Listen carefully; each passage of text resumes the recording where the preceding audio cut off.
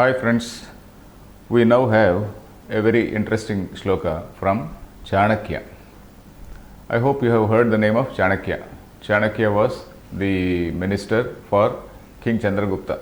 We have got a great empire called Mauryan Empire in Indian history, and in that Mauryan the person who was responsible for establishing that Mauryan Empire was Chanakya.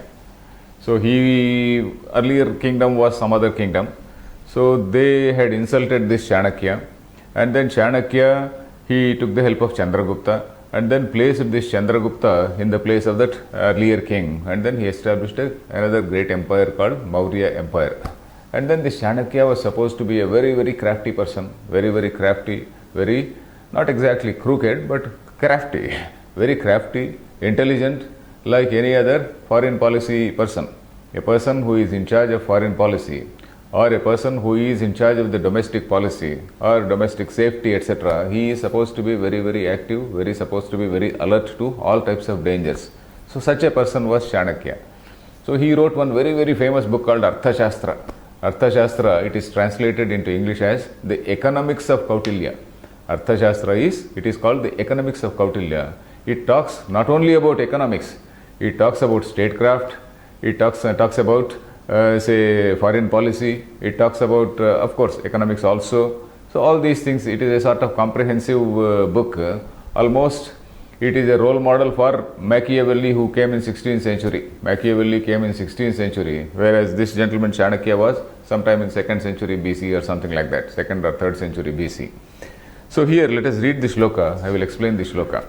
Here the poet is talking about a person who can manage all people. Nowadays it is very, very important to manage people, isn't it?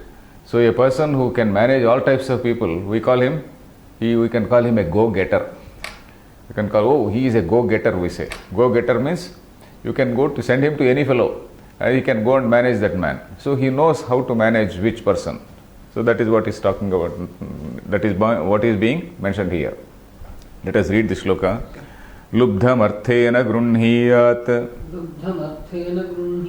स्तब्धमञ्जलिकर्मण मूर्खं छन्दोनुवृत्तेन यथार्थत्वेन पंडितम्. Okay.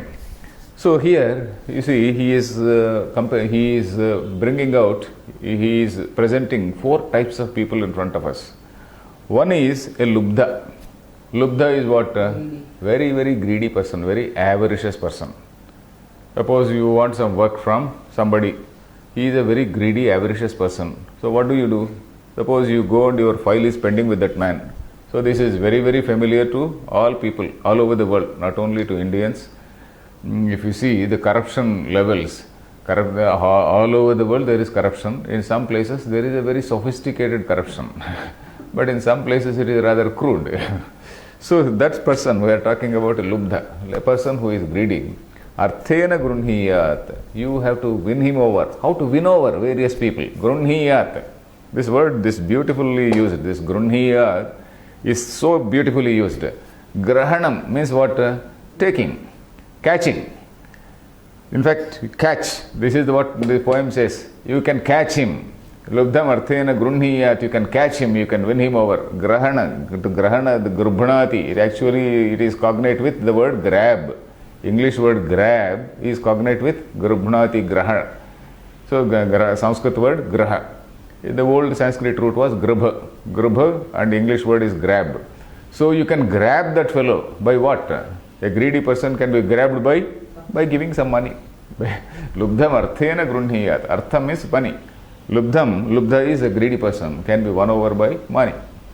Then stabdham anjali karmana, you get another type of fellow. He is not a greedy fellow or anything, but he thinks no end of himself.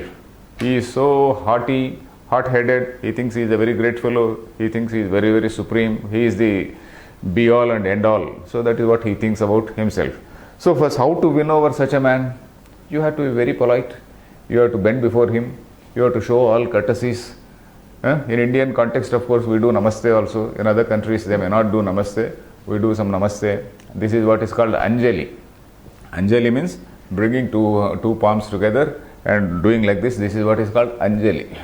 So Anjali Karmana, by doing this Anjali, by doing Namaste, you can bring down his say his hot-headedness to a little bit. So if the fellow is feeling very, very hot-headed, high and mighty, there you have pleased his ego.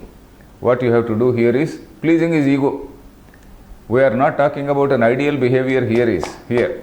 The poet, or rather the Chanakya, the king Chanakya, the minister Chanakya, he is not talking about an ideal behavior for an ideal person. He is talking about a go-getter under all circumstances, a man of the world, a go-getter. So, Stabdam Anjali Karmana, a very, very headstrong fellow is there. Such a headstrong fellow, you can only win him over by pleasing his ego. Then, Murkham Chandana Vruttena. Suppose Murkha is there. Murkha means a foolish fellow. If a foolish fellow is your subordinate, okay, you can train him. If a foolish person is, suppose he is a subordinate fellow.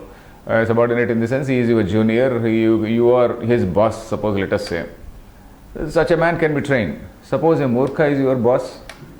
If a Murkha is your boss, how to manage him? So you have to allow him some little bit of foolishness. Murkham Chandonu Vruttena. Chandas means allowing his desire. Anuvrutti means just allowing his desire. Chanda doesn't mean prosody here. Chanda means Swachanda, as per one's own will, as per one's own desire. So you allow him some freedom to shout at you, or allow him some freedom to do some foolish thing. Suppose he wants to do some foolish thing. You don't want him to do that foolish thing, but still he wants to do that foolish thing only. So allow him a little bit and then try to slowly educate him. So Murkham Chandonu Vruttena, when you are forced to deal with some Murkha, allow him some little bit of, but he is not a very bad man. He is only a Murkha. He is not a bad man. He is not a harmful man. He is only a sort of foolish person. So for a foolish person, you have to slowly train him in a very gentle way. Even when you are teaching fools, you should not appear to be teaching him. There is one English poet who had written one line, people should be taught as if you taught them not. Men should be taught as if you taught them not, and things unknown should be told as things forgot. So when you are teaching somebody, you should not say, no, sir, this is like this. It is not. You should not say. Sir, you might be knowing. You know very well that it is like that. You know quite well. Things suggested, things unknown suggested as things forgot.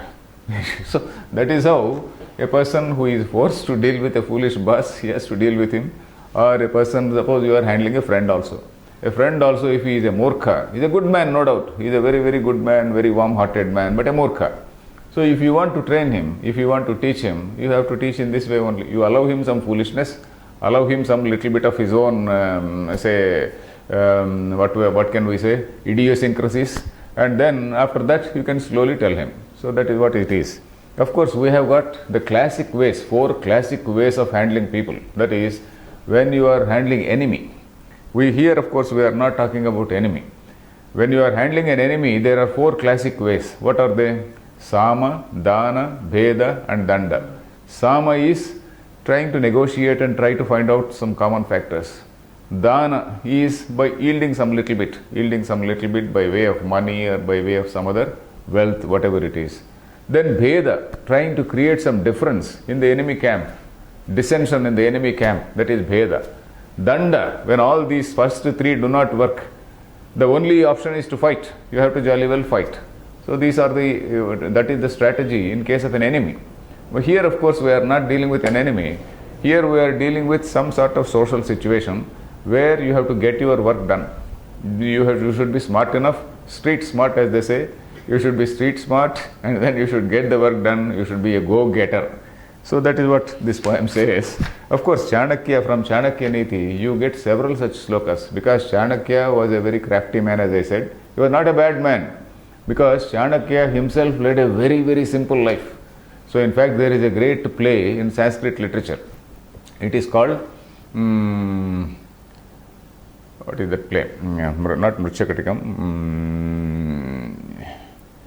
That play, suddenly I am forgetting its name. There, the Greek ambassador, in fact the Greeks at that time, they came, and then that Seleucus and people, those people, after Alexander's invasion and all that, one Greek say soldier goes, a messenger, Greek messenger goes with a message to the minister Chanakya, and he finds Shudraka's play. What is that play, Naya? That is Mruchakatikam. Is it Mruchakatikam? Not Mruchakatikam. That is okay. Suddenly I am forgetting its name.